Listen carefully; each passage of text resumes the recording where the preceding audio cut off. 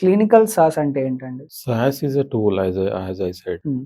By using that tool, we can do analysis, any analysis, drug analysis, patient analysis, in insurance analysis, marketing, banking analysis. Okay. దాన్ని మనం ఫార్మాలో ఎట్లా use చేస్తున్నదో దాన్ని it is calling as clinical. So R programming అంటారు.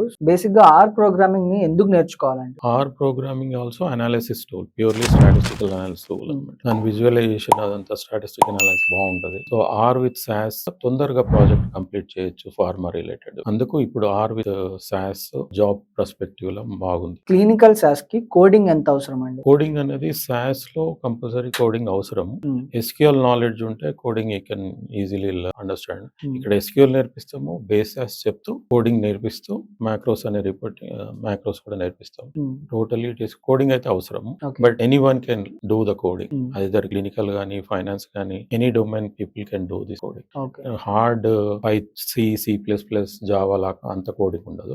But bit coding అనేది ఉంటుంది.